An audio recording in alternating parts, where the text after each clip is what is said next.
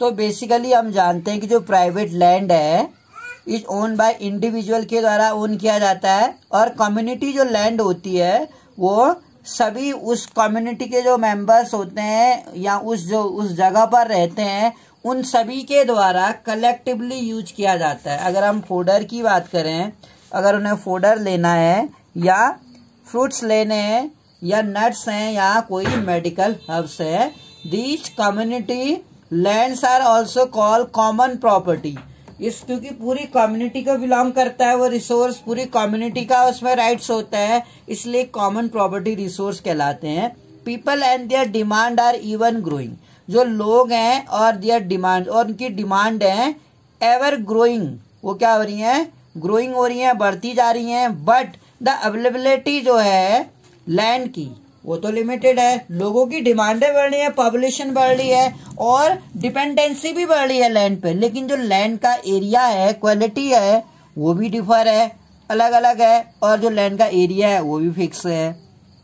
हर जगह जो अगर हम लैंड की क्वालिटी की बात करें वो अलग अलग है।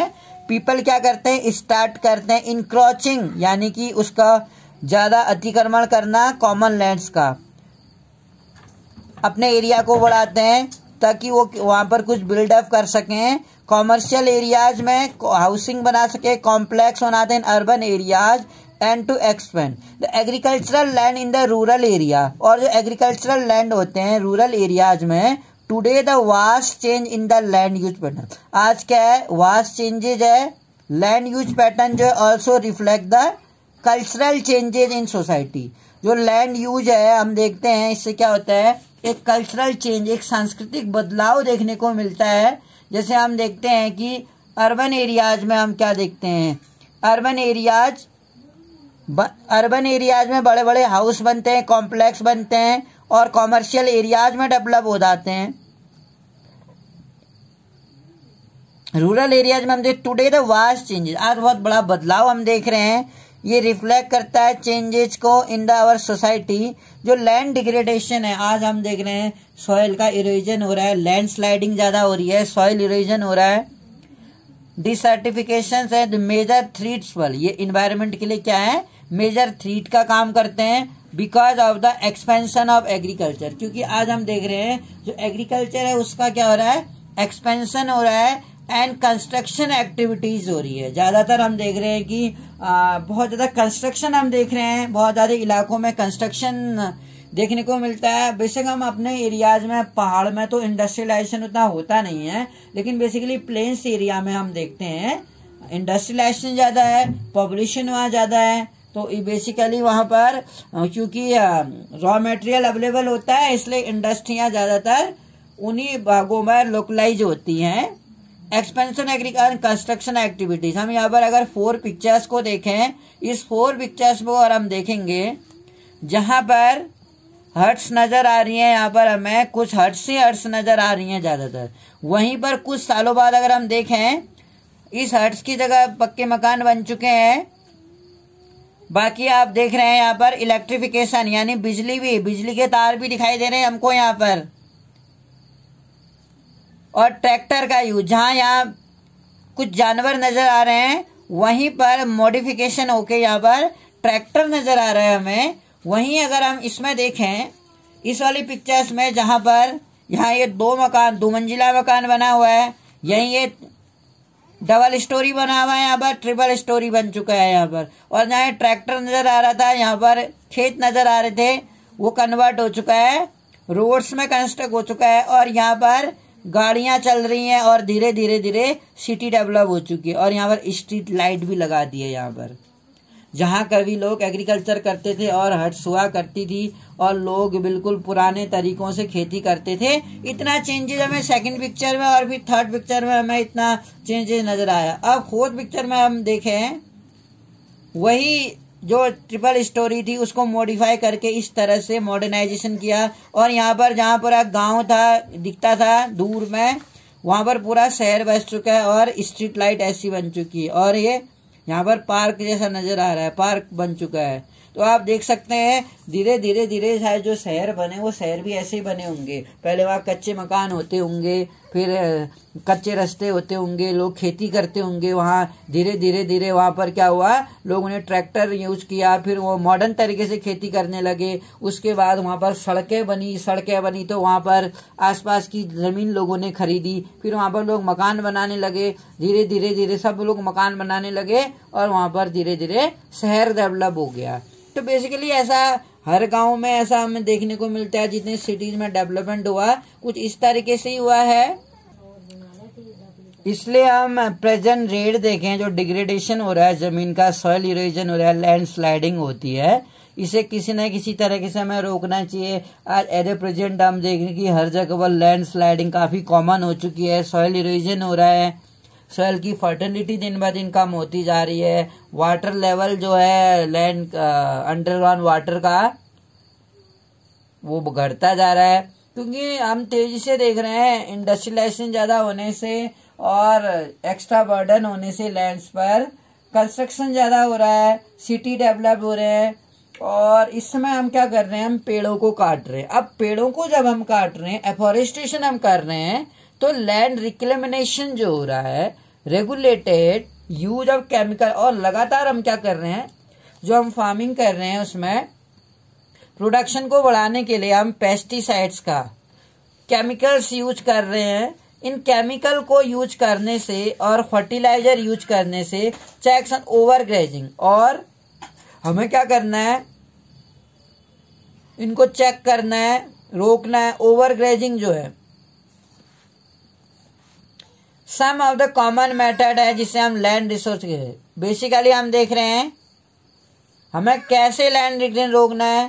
केमिकल यूज जो हम कर रहे हैं, रेगुलेटरी यूज है, उसको रोकना है। एफोरेस्टेशन करना है, हमें तेजी से पेड़ तो काट रहे हैं हमें, लेकिन हमें उनको रोकना है। और इस तरह से हम लैंड रिसोर्सेज को कंजर्व कर सकते हैं। बेसिकली हम लैंडस्लाइड की बात करें, लैंडस्लाइड जो हम अक्सर हम लैंडस्लाइड देखते हैं और काफी कॉमन हो चुका है लैंडस्लाइड, सिंपली डिफाइन एज, जो लैंडस्लाइड है मास मूवमेंट ऑफ रॉक्स है। मूवमेंट ऑफ रॉक्स जो होते हैं, मूवमेंट होती है रॉक्स में, और जिससे क्या होता है वहां की जो जमीन है वो खिसक जाती है। डेब्रीज है ऑन अर्थ, एक ढेर लग जाता है अर्थ में, डाउन में, स्लोप्स एरिया में। दे ऑफन टेक प्लेस, ये अक्सर कहाँ होते हैं, वहां पर कंजक्शन भी, वहां अर्थक्वेक आते हैं, और जहां पर फ्लड्स बाढ़ आती है, और जहां पर वोल्केनो इरप्ट होते हैं। सिंपल सी बात है, जब कभी भी वोल्केनो इरप्ट होते हैं ना, वोल्केनो इरप्ट होने से अर्थक्वेक आते हैं, ये याद रखना आप। और जहां पर फ्लड्स बाढ़ वगैरह आती हैं, वहां पर प्रोलॉन्ग स्पेल ऑफ रेनफॉल की अगर हम बात करें, कैन कॉज हैवी लैंडस्लाइड, और अक्सर लगातार रेनफॉल होने से बहुत हैवी लैंडस्लाइड होती है। That can block the flow of river, जो फ्लो ऑफ रिवर है उसको ब्लॉक कर देता है फॉर क्वाइट सम टाइम, कुछ समय के लिए। द फॉर्मेशन ऑफ रिवर, इसलिए जो फॉर्मेशन है रिवर जहां ब्लॉक हो जाती है, कैन कॉज हैवॉक, वहां पर प्रलय आ जाता है। जब कभी नदी में ब्लॉक हो जाता है, रुकावट आती है, तो नदी क्या होती है, अपने उफान पर आती है, एक विकराल रूप ले लेती है, और सेटलमेंट है डाउन स्ट्रीम का ऑन इट ब्रस्ट हिली तरह। इसमें landslide have been major and widely spread, जो लैंडस्लाइड है बीन मेजर है और वाइडली स्प्रेड फैल जाती है। जो नेचुरल डिजास्टर है that often strike life and property, और लाइफ और प्रॉपर्टी के लिए एक स्ट्राइक्स है और एक पोजिशन है, एक क्या कहते हैं हम कह सकते हैं एक मेजर कंसर्न, एक चिंता का विषय माना जाता है। यहाँ कहीं पर हम लैंडस्लाइड देखते हैं। लैंडस्लाइड बेसिकली लैंडस्लाइड से बहुत सारे लोगों की लाइफ को भी एक खतरा रहता है, और इसके लिए हमने ऊपर मेथड पढ़ी थी कि एफोरेस्टेशन हमें करना है। ओवर ग्रेजिंग, जो जानवर चरते रहते हैं, ओवर ग्रेजिंग करने से पास्चर लैंड्स में ओवर ग्रेजिंग हमें ज्यादा नहीं करानी है, और लैंड को हमें कंजर्व करना है। अगर हम देखें इसी तरीके से अगर हम सॉइल की बात करें, जो हम जानते हैं मिट्टी को अगर हम देखें, जो मिट्टी का अगर हम फॉर्मेशन देखें कि मिट्टी कैसे बनती है, थिन लेयर जो है ऑफ ग्रेनी सब्सटेंस जो होती हैं covering the surface of earth, earth की सरफेस को कवर करता है इज कॉल्ड सॉइल। तो अब जब हम देखते हैं जो पतली लेयर होती है, ग्रेनी सब्सटेंस जो होते हैं, जो अर्थ के ऊपर के सरफेस में रहती हैं, पतली सी लेयर, उसी को मिट्टी बोलते हैं। It is closely link to land. ये क्या है? लैंड से लिंक रहती है। लैंड फॉर्म्स जो होता है, जो भूमि का स्ट्रक्चर है, डिटरमाइन करता है टाइप ऑफ सॉइल, जो मिट्टी के प्रकार हैं। इसलिए soil is made up of organic matter. अगर हम मिट्टी की बात करें कि मिट्टी है क्या, तो हमने माना कि जो thin layer of the covering surface of the earth, जो सरफेस है अर्थ की, उसके ऊपर जो थिन लेयर होती है, उसके जो ग्रेनी सब्सटेंस होते हैं, पत्थर टाइप के कण, उनको हम मिट्टी बोलते हैं। लेकिन इट इज क्लोजली, ये क्या होती है? लिंक होती है लैंड से। लैंड फॉर्म्स जो है, जो भूमि का सतह, determine the type of soil, ये तय करता है कि आखिर मिट्टी का प्रकार कौन सा है। आखिर कौन, ये तो हो नहीं सकता कि हर जगह की मिट्टी एक ही जैसी होती हो। तो उस जगह की क्लाइमेट के अकॉर्डिंग, रेनफॉल के अकॉर्डिंग, या वहां पर जो स्ट्रक्चर है, जो दबाव बना है, वहां पर जो प्रेशर बना है, जो हीट है, उसका कहीं ना कहीं उस जगह की मिट्टी के फॉर्मेशन में एक कंट्रीब्यूशन रहा होगा मिट्टी बनने में। इसलिए हर जगह की मिट्टी क्या होती है? अलग प्रकार की होती है। Soil is made up of organic matter. जो ऑर्गेनिक तत्व होते हैं, रासायनिक जो तत्व हैं, उन तत्वों के द्वारा और मिनरल्स के द्वारा और चट्टानों के टूटने से, जो वेदर्ड रहते हैं, वेदर्ड मीन्स होता है चट्टानों का टूटना। तीन चीजें आप याद रखना, एक तो ऑर्गेनिक मैटर, दूसरा मिनरल्स, तीसरा वेदर्ड रॉक, चट्टानों के टूटने से जो क्या होती हैं, हमें फाउंड ऑन द अर्थ, अर्थ में पाई जाती हैं। This happen through the process of weathering. ये ऐसा कब होता है? जो वेदरिंग का प्रोसेस है, यानी चट्टानों के टूटने से जो मिट्टियां बनती हैं, the formation of soil is due to the weathering of rocks, the right amount of minerals, जो right amount mix minerals हैं, and organic matter जो हैं, इनसे क्या होती है? मिट्टी उपजाऊ होती है। Top soil with humus and vegetation. जो टॉप सॉइल है, अगर हम मिट्टी का ऊपरी प्रकार देखें, उसमें क्या होता है? ह्यूमस होता है, याद रखिएगा, और वेजिटेशन इसी में उगती है। सबसे ऊपर की जो सॉइल होगी, यहाँ पर हमें दिख रहा है, जहां पर क्या है? घास भी उगी हुई है या पेड़ पौधे उग रहे हैं। सबसे ऊपरी सतह मिट्टी की टॉप सॉइल कहलाएगी, जिसमें ह्यूमस होता है, याद रखना। उसके नीचे का जो भाग है, हमें जो दिख रहा है, उसमें सब सॉइल होता है। सबसे पहले टॉप, उसके बाद सब सॉइल। इसमें क्या होता है? सैंड, यानी बालू टाइप की, सिल्ट और क्ले होता है इसमें, सब सॉइल में।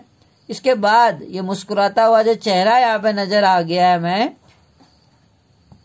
यानी जो ऊपर था वो तो उसका सर हो गया, ये जो टॉप सॉइल है। उसके बाद सब सॉइल आ रहा है, इसका जो माथा हम कहेंगे फॉरहेड, उसमें सब सॉइल है, जिसमें सैंड, सिल्ट और क्ले होती है, बालू बजरी वगैरह। और इसके बाद वेदर्ड रॉक मटेरियल, जो चट्टानों के टूटने से बनती है, वेदर्ड रॉक में आएगा, जो इसका फेस दिखा रहा है। उसके बाद सबसे नीचे जो भाग है, एब्डोमेन या इसका पेट हम जिसे कहेंगे, पेरेंट रॉक कहलाएगा। तो इस तरीके से आपको याद हो गया होगा, टॉप सॉइल, उसके बाद सब सॉइल, उसके बाद आपका आता है सब सॉइल के बाद वेदर्ड रॉक, जो चट्टानों के टूटने से बनता है, तीसरे वाले में। और उसके बाद सबसे नीचे जो आता है हमारा, वो आता है पेरेंट रॉक आता है। तो इस तरह आपको पता चल गया, पेरेंट्स, माता पिता की, उससे याद रखना, पेरेंट्स रॉक चट्टानों के टूटने से बनती है। थर्ड में सबसे ऊपर टॉप, उसके बाद सब सॉइल। टॉप सॉइल में ह्यूमस होता है, सब सॉइल में सैंड, सिल्ट और क्ले होती है। और थर्ड फॉर्म में जो चेहरा हमें इसमें दिख रहा है, वो वेदर्ड रॉक कहलाएगा। यानी वेदर में जहां पर चट्टानें टूट जाती हैं, उनके टूटने के फॉर्मेशन से मिट्टी का निर्माण होता है। अब कौन से ऐसे फैक्टर होते हैं? कुछ फैक्टर, अब ये तो ठीक है, इस तरीके से सॉइल का फॉर्मेशन है, और हमने क्लासिफाइड कर दिया, भाई टॉप सॉइल है, सब सॉइल है, भाई वेदर्ड रॉक्स है, और क्या कहते हैं, पेरेंट रॉक है। ठीक हो गया। लेकिन इसके जो सॉइल का फॉर्मेशन है, वो कैसे होता है? जो मेजर फैक्टर है सॉइल फॉर्मेशन के are the nature of the parent rock. जो नेचर है पेरेंट रॉक का, क्लाइमेटिक फैक्टर्स हैं, अदर फैक्टर्स भी इसमें जैसे टोपोग्राफी आती है, रोल ऑफ ऑर्गेनिक मटेरियल्स आते हैं, और जो टाइम लिया जाता है सॉइल के फॉर्मेशन में वो आता है। All this differ from place to place. ये सभी क्या होते हैं, जगह के अकॉर्डिंग अलग अलग होते हैं। जो सॉइल के फॉर्मेशंस है, हमने आपको जैसे बताया ऑर्गेनिक मटेरियल्स आते हैं, इसमें हमने जैसे पढ़ा मिनरल्स होते हैं और वेदर रॉक, इन तीनों के फॉर्मेशन से सॉइल का फॉर्मेशन होता है। ऑल डिफरेंट, अलग अलग होते हैं। अब अगर हमें सॉइल को देखें, इसका जो फॉर्मेशन है, देखो पेरेंट रॉक क्या होता है। अब पेरेंट रॉक हमने पढ़ा था, सबसे नीचे जो पेरेंट रॉक है क्या है, ये अभी तक हमें पता नहीं था कि पेरेंट रॉक होती क्या है। अब पेरेंट रॉक क्या डिटरमाइन करती है, कलर डिटरमाइन करती है। पेरेंट रॉक का अर्थ है आइदर वो लाल मिट्टी है, आइदर पीली मिट्टी है, आइदर वो लेटराइट मिट्टी है, आइदर वो माउंटेनियस सॉइल है, आइदर वो एलुवियल सॉइल है। आखिर वो मिट्टी का प्रकार क्या है, कलर डिटरमाइन करती है। टेक्सचर, उसकी जो बनावट है उसको डिटरमाइन करती है। केमिकल जो प्रॉपर्टीज हैं, जैसे एक केमिकल प्रॉपर्टी होती है और एक फिजिकल प्रॉपर्टी होती है, दो प्रॉपर्टी होती है। मिनरल्स हैं कंटेन परमेबिलिटी, प्रीमेबिलिटी बोलेंगे इसको, परमेबिलिटी। इसमें उसमें मिट्टी में मिनरल्स भी पाए जाते हैं। जैसे मैंने टॉप सॉइल में बताया था क्या पाया जाता है, ह्यूमस, और सब सॉइल में हमें सिल्ट, सैंड और क्ले पाए जाते हैं। पेरेंट रॉक हमें पता चला कि उसमें हमें बनावट और रंग और केमिकल प्रॉपर्टी डिटरमाइन होती है। याद रखिए, रंग, बनावट और केमिकल प्रॉपर्टीज। पेरेंट रॉक में हमें यह पता चलता है कि वो मिट्टी की बनावट कैसी है, उसका टेक्सचर क्या है या उसका कलर क्या है। अगर हम रिलीफ की बात करें, जो रिलीफ होता है एल्टीट्यूड, यानी कि वो किस हाइट में है, एंड स्लोप्स में है, क्योंकि स्लोप्स की जो मिट्टी है उसका स्ट्रक्चर अलग होगा, वो डिटरमाइन करता है सॉइल्स को। और इसी तरह से flora and fauna and micro organism जो होते हैं, बहुत छोटे छोटे माइक्रो ऑर्गेनिज्म होते हैं मिट्टी में, affect the rate of humus. वो क्या बनाते हैं, जमीन में ह्यूमस फॉर्मेशन बनाने में निर्माण निभाते हैं। कितने फ्लोरा फोना है, कितने ऑर्गेनिज्म है, माइक्रो ऑर्गेनिज्म जो होंगे जितने ज्यादा होंगे उतना उसकी जो रेट होगी ह्यूमस की वो कम ज्यादा होगी। ये डिपेंड करता है कि वहां पर जानवर कितने हैं या वहां पर कीड़े मकोड़े कितने हैं या फ्लोरा फोना कितने हैं, फल फूल कितने हैं। जैसे अगर पेड़ पौधे होंगे तो वहां पर कीड़े मकोड़े ज्यादा आएंगे, ह्यूमस ज्यादा बनेगा। क्लाइमेट की अगर हम बात करते हैं, फिर talk about the climate, temperature हमें देखने को मिलेगा। रेनफॉल, क्लाइमेट में क्या क्या आता है, मौसम, बारिश और रेट ऑफ वेदरिंग बल, और चट्टानों के टूटने की जो रेट है कम है कि ज्यादा है, बारिश ज्यादा हो रही है कि कम हो रही है। एंड ह्यूमस फॉर्मेशन, और ह्यूमस कैसी फॉर्मेशन होगा, किसी जगह पर किसी मिट्टी में ह्यूमस ज्यादा है कि कम है, कौन सी चीज डिटरमाइन करती है, ह्यूमस कौन बनाता है, माइक्रो ऑर्गेनिज्म बनाते हैं। वहां के प्लांट, वहां के एनिमल्स की उससे पता चलता है कि वहां पर ह्यूमस है और इधर नहीं है। बेसिकली जब मैं व्हेन आई वाज स्मॉल, मैं ये सुनता था कि जो नारंगी के पेड़ लगाए जाते थे उनकी जड़ों में क्या करो, आप किसी कोई मरा हुआ जानवर है तो उसकी हड्डी डाल दो। उसकी हड्डी डालने से क्या होगा, उस पौधे को क्या मिलेगा, ह्यूमस मिलेगा। टाइम, एक टाइम भी एक इम्पोर्टेंट फैक्टर है, डिटरमाइन करता है thickness of the soil profile. जो सॉइल है, प्रोफाइल है, उसको डिटरमाइन करती है। जो फैक्टर्स हैं, ये फैक्टर ऐसे अफेक्टिंग सॉइल फॉर्मेशन को क्या करते हैं, इफेक्ट डालते हैं। इस तरीके से degradation of soil and conservation major, तो किस तरह से डिग्रेडेशन हो रहा है सॉइल का, यानी कि मिट्टी का कटाव हम किसे कह सकते हैं, भूमि कटाव हो रहा है, भूमि का कटाव या भूमि का अपर्दन हो रहा है। एंड कंजर्वेशन, हम और इस डिग्रेडेशन को इस इरोजन को, इस लैंड स्लाइडिंग को हम कैसे रोक सकते हैं? भूमि का कटाव या भूमि का अपरदन हम कैसे रोक सकते हैं? क्या ऐसे तरीके हैं?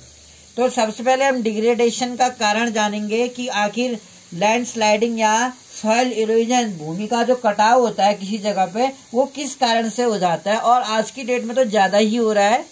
सॉइल इरोजन की अगर हम बात करें एंड डिफ्लेशन की बात करें, आर द मेजर थ्रेट है ये टू द सॉइल के लिए रिसोर्स के तौर पे। बोथ ह्यूमन की अगर हम बात करें और नेचुरल फैक्टर्स की बात करें, can lead to degradation of soil. इससे क्या होता है? सॉइल का डिग्रेडेशन होता है। Factor which lead to soil, और वो फैक्टर जिससे क्या होता है? सॉइल डिग्रेडेशन होता है, आर इम्पोर्टेंट। क्या है? आर डिफॉरेस्टेशन है वो ऐसा फैक्टर जिसके कारण लैंड स्लाइडिंग हो रही है, लैंड सॉइल इरोजन हो रहा है। डिफॉरेस्टेशन आज हम देख रहे हैं इंडस्ट्री के लिए या अर्बनाइजेशन या घर होम कंस्ट्रक्ट करने के लिए हम तेजी से क्या कर रहे हैं? पेड़ों को काटते जा रहे हैं, डिफॉरेस्टेशन करते जा रहे हैं। और जो कॉमर्शियल ट्रीज हैं, कॉमर्शियल ट्रीज हम बहुत तेजी से काटते जा रहे हैं क्योंकि उनकी डिमांड ज्यादा है। फॉरेस्ट काटते हैं या न्यूज़पेपर नए रोज छपते हैं न्यूज़पेपर के लिए और इधर बुक्स के लिए डिफॉरेस्टेशन किया जाता है। कंस्ट्रक्शन तो करते ही है, बाकी न्यूज़पेपर्स के लिए या बुक्स के लिए भी डिफॉरेस्टेशन किया जाता है। प्लाईवुड उद्योग जो होता है वो पेड़ों पर ही डिपेंड है। प्लाईवुड जो प्लाई बनती है, ओवरग्रेजिंग, और किसी जगह पर अगर हम कंटिन्यूसली हजारों की मात्रा में जानवरों को चरा रहे हैं वहां पर, तो एक कंडीशन ऐसी आएगी कि जानवर उस जगह की पूरी घास को खा लेगा और इस तरह से क्या होगा? सॉइल इरोजन होगा। Overuse of chemical fertiliser, अगर हम जरूरत से ज्यादा केमिकल फर्टिलाइजर यूज कर रहे हैं और पेस्टिसाइड यूज कर रहे हैं, इससे क्या होगा? रेन वॉश, और बारिश का पानी को उससे बह जाएगा वो, और लैंड स्लाइडिंग होगी और बाढ़ें भी आएंगी। जो तेजी से अगर हम पेड़ों को काटते जा रहे हैं पहाड़ी भागों में, उससे क्या होगा? बाढ़ें आ जाती हैं। दो चीजें होती हैं, पेड़ों को काटने से बाढ़ आती है और पेड़ों को लगाने से बारिश आती है। तो इस तरीके से हमने देखा है कुछ रीजन थे जिसके कारण लैंड डिग्रेडेशन हो रहा है। अब हम कैसे, आखिर वो कौन से तरीके हैं जिससे हम सॉइल कंजर्वेशन कर सकते हैं? सॉइल कंजर्वेशन को इसके लिए तो जब हमने डिफॉरेस्टेशन पढ़ा था, कारण था डिफॉरेस्टेशन डिग्रेडेशन का, तो इसका अपोजिट क्या होता है? एफॉरेस्टेशन करेंगे हम। ओवरग्रेजिंग में हम क्या करेंगे? मैनेजमेंट बनाएंगे कि हम जरूरत से ज्यादा ओवरग्रेजिंग ना करें। केमिकल फर्टिलाइजर जो हम यूज कर रहे हैं उसको हम क्या करें? रोकें। कुछ जो मेथड है सॉइल कंजर्वेशन के, जो फर्स्ट मेथड है दैट इज अ मल्चिंग। हमें मल्चिंग करना है। अब मल्चिंग क्या होती है? मंचिंग नहीं है, munching that is a mulching. Bare ground जो होते हैं, खाली बड़े मैदान, बेयर ग्राउंड बिटवीन प्लांट्स बल, प्लांट के बीच के जो खाली भाग हैं, each covered with a layer. तो पौधों के बीच के जो खाली भाग है वहां पर एक ऑर्गेनिक मैटर लाइक स्ट्रॉ, जैसे घास फूस होता है, उसकी क्या बनाई जाए? एक लेयर बनाई जाए। It helps to retain soil moisture. जो जमीन पर मॉइस्चर होती है उसको रिटेन करने के लिए बहुत ही ज्यादा हेल्पफुल होता है। कंटूर बैरियर की अगर हम बात करें, जो स्टोन है, ग्रास है, soil are use to build barriers. जो पत्थर है और जो ग्रास है, सॉइल है। हम जानते हैं कंटूर बैरियर्स क्या होते हैं। अब कंटूर है क्या? पत्थर कह सकते हैं, घास कह सकते हैं, मिट्टी कह सकते हैं। तो पत्थर, घास और मिट्टी के द्वारा हम क्या करते हैं? इसको बिल्ड बैरियर बनाते हैं, यानी कि जमीन के ऊपर हम इधर मिट्टी के ढेले रख के या पत्थरों को रख के या घास उगा के एक बैरियर का काम करता है, वो एक रोड़े का काम करता है। ट्रेंचेज आर मेड, खाई टाइप की ट्रेंच बनाई जाती है in front of the barrier. Barrier जहां पर हमने किया है, हमने रोक लगा दी, उसके पास हम एक ट्रेंच, खाई जैसी बनाते थे, जिससे कि जो वाटर है, एक्सेस जो वाटर है, उसको हम उसमें जमा कर सकें। और जो जमीन है, जो स्लाइड हो रहा है या सॉइल इरोजन हो रहा है उसको करने से हम उसको रोक सके, उसको कंटूर वेरियर्स बोलते हैं। अगला ये कहता है रॉक डैम बनाने से भी हम सॉइल डिग्रेडेशन को रोक सकते हैं, कंजर्वेशन कर सकते हैं। अब रॉक डैम क्या होती हैं? रॉक आर पाइल्ड, जो रॉक है, हमें कंटूर फार्मिंग इसमें दिख रहा है किस तरीके से, इसमें एक गेहूं के खेत जैसे दिख रहे हैं, इसमें कंटूर फार्मिंग की है। और ऐसे में टेरेस फार्मिंग है, टेरेस फार्मिंग अभी पढ़ेंगे हम कि टेरेस फार्मिंग क्या होती है। पहले भी देखें कि हम रॉक डैम क्या होते हैं। Rocks are piled up slow, जो चट्टाने होती हैं rock dam, piled up, piled मतलब कहता है ढेर लगाए जाते हैं, अप टू स्लो डाउन, नीचे की ओर, एंड फ्लो ऑफ जो वाटर होता है, जहां की और फ्लो है उसके और हम क्या करते हैं, किनारे किनारे चट्टानों के ढेर लगा देते हैं। इससे क्या होता है, गलीज बनने से रोकते हैं। अब गलीज क्या होता है? गलीज कहते हैं जब किसी जगह पर जमीन में जरूरत से ज्यादा हम पानी को डाल देते हैं तो वहां पर गुली इरोजन हो जाता है। तो गुली इरोजन को रोकने के लिए रॉक डैम बनाए जाते हैं और तो गली इरोजन रुक जाता है इससे, और जो फर्दर सॉइल है वो लॉस होने से रुक जाती है। ऐसे ही अगर हम टेरेस फार्मिंग की बात करें, जो टेरेस फार्मिंग है, ब्रॉड फ्लैट स्टेप्स जो होते हैं, टेरेस फार्मिंग हमें दिख रहा है, इसमें पहाड़ों में हमें दिख रहा है टेरेस फार्मिंग। ब्रॉड फ्लैट जो होते हैं स्टेप्स और टेरेसेस मेड, टेरेस बनाए जाते हैं फ्लैट स्टेप्स में, चपटे जो होते हैं steps on the steep slopes, और या तो flat surface available. Flat surface होते हैं, यानी फ्लैट सरफेस मतलब समतल सतह जो होती है जिसकी ढालों पर, यानी जो ढाल भाग है उसमें हम सीढ़ीदार खेत जो बनाते हैं उसको बोला जाता है। क्यों बनाए जाते हैं? क्रॉप्स को उगाने के लिए। दे रिड्यूस द सरफेस बल, वो क्या करते हैं, सरफेस को रिड्यूस करते हैं। Run of and soil erosion, इससे क्या होता है, रुक जाता है। ऐसे इंटर क्रॉपिंग की अगर हम बात करें, जो इंटर क्रॉपिंग है, different crops are grown in alternate बल, अलग अलग तरह की फसल उगाई जाती है। रॉ एंड सोन, रॉ मतलब लगाई जाती है रॉ अल्टरनेट रोज में, और सोन एट डिफरेंट टाइम, और अलग अलग टाइम में वो लगाते हैं इसको, जिससे कि जो सॉइल है हम उसको प्रोटेक्ट कर सकते हैं बारिश के बहाव से। जो बारिश का बहाव होता है, रेन वॉश, उसके बहाव से रोकने के लिए हम इंटर क्रॉपिंग करते हैं, जो कुछ समय के बाद हम थोड़े थोड़े एक इंटरवल में हम इसको लगाते हैं। और इसी तरह से कंटूर प्लॉटिंग की अगर हम बात करें, जो कंटूर प्लॉटिंग होती है, कंटूर वेरियस तो हमने पढ़ा, अब कंटूर प्लॉटिंग क्या होती है?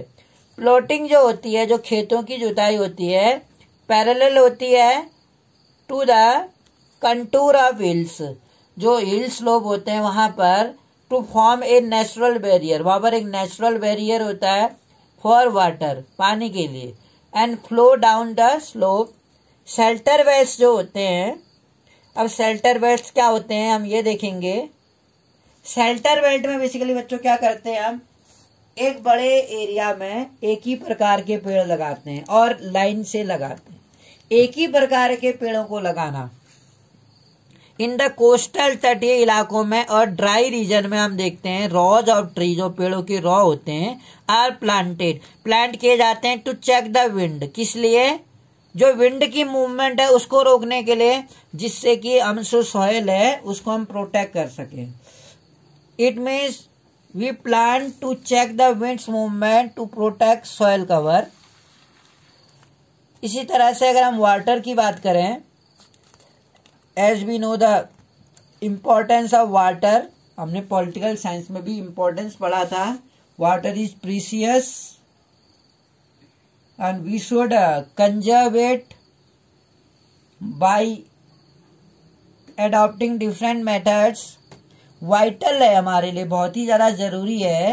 रिन्यूएबल है, बार बार हम रिन्यू कर सकते हैं, नेचुरल रिसोर्स है।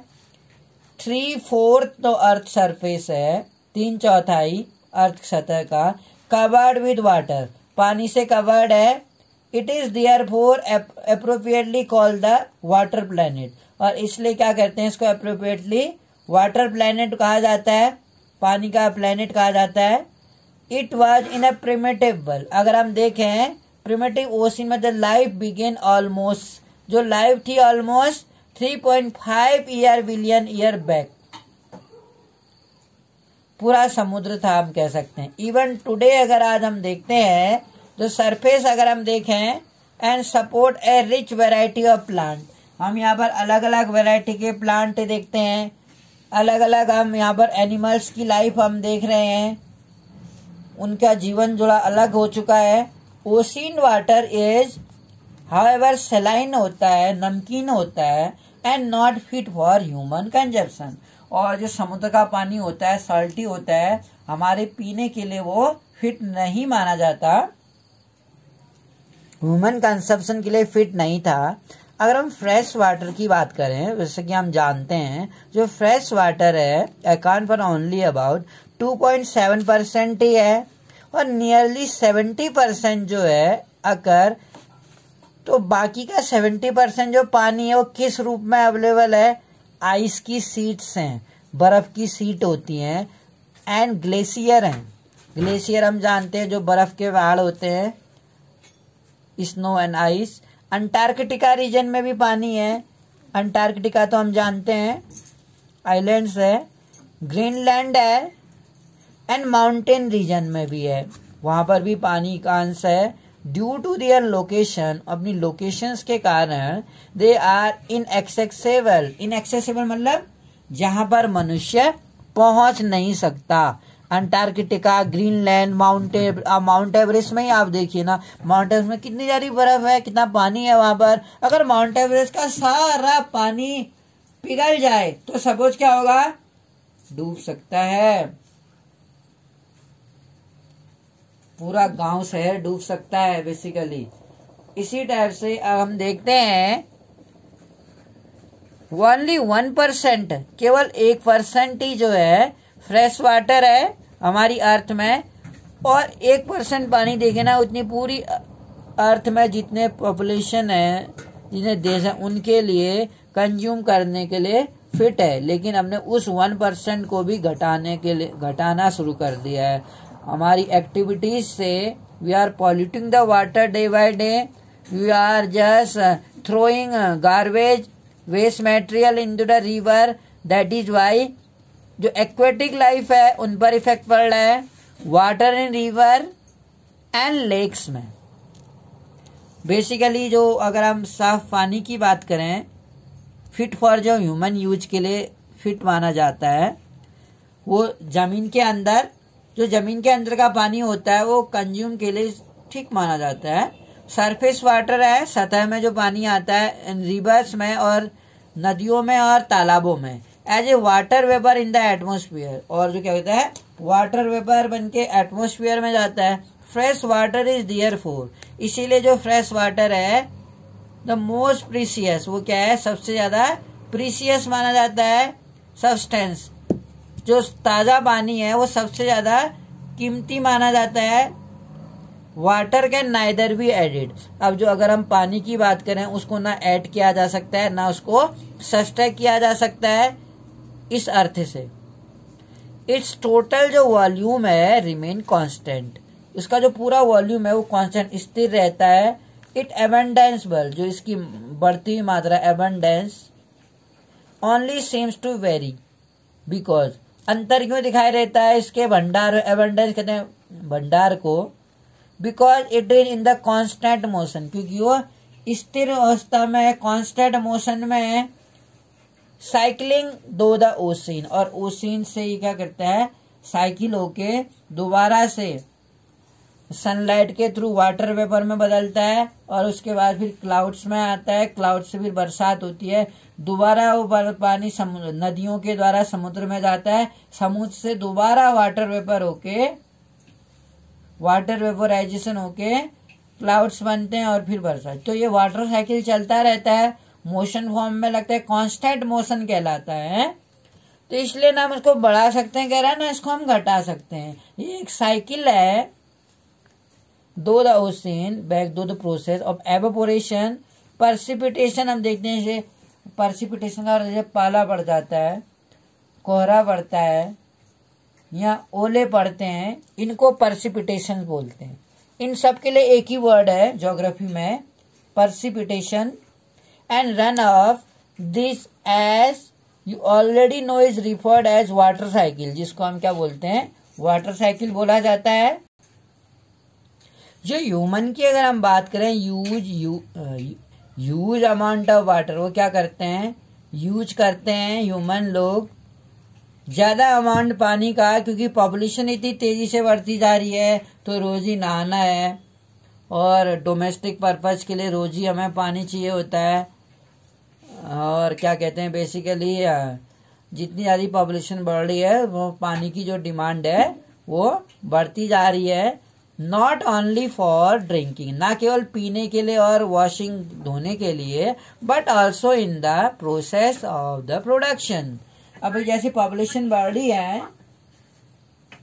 ठीक है, ड्रिंकिंग और वॉशिंग पर्पज के लिए तो होगा ही, लेकिन उतनी पॉपुलेशन को फीड कराने के लिए जो हम प्रोडक्शंस कर रहे हैं, एग्रीकल्चर कर रहे हैं, उस एग्रीकल्चर के लिए हमें इरिगेशन भी तो करना पड़ेगा। हाँ, थोड़ा ज्यादा साफ ना हो चलो इरिगेशन के लिए, लेकिन पानी तो चाहिए हमें। We require water for the irrigation purpose also, for the better productions.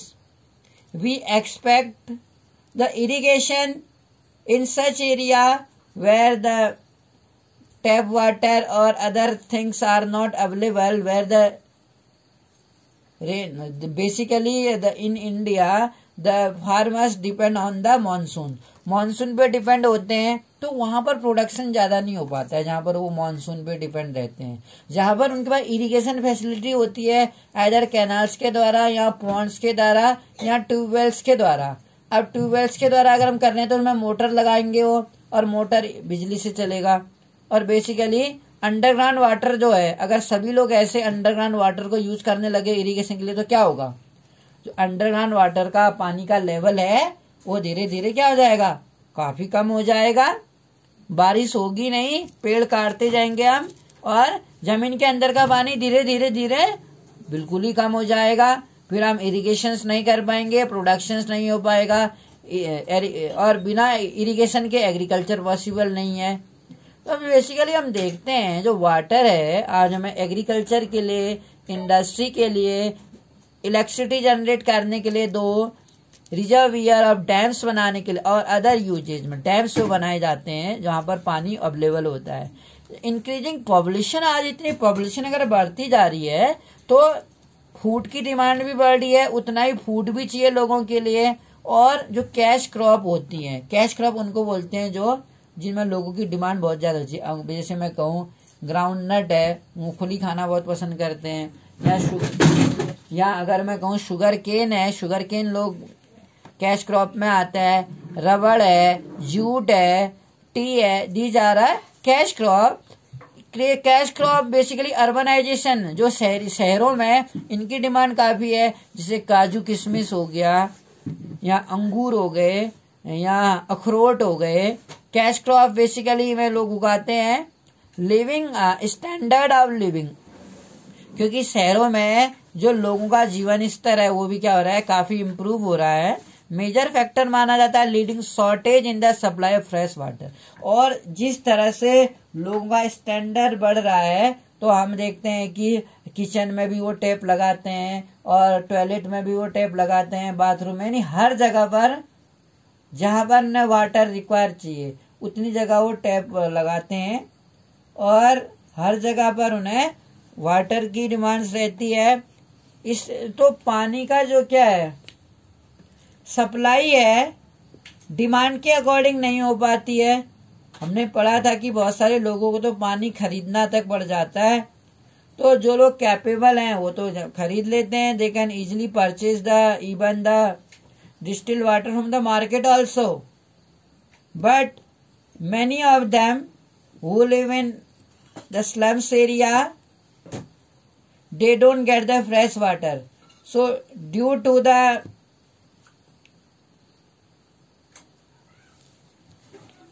shortage of the water, उनको कई तरह की बीमारियां हो जाती है, जैसे डायरिया है, हेपेटाइटिस है, डिसेंट्री है।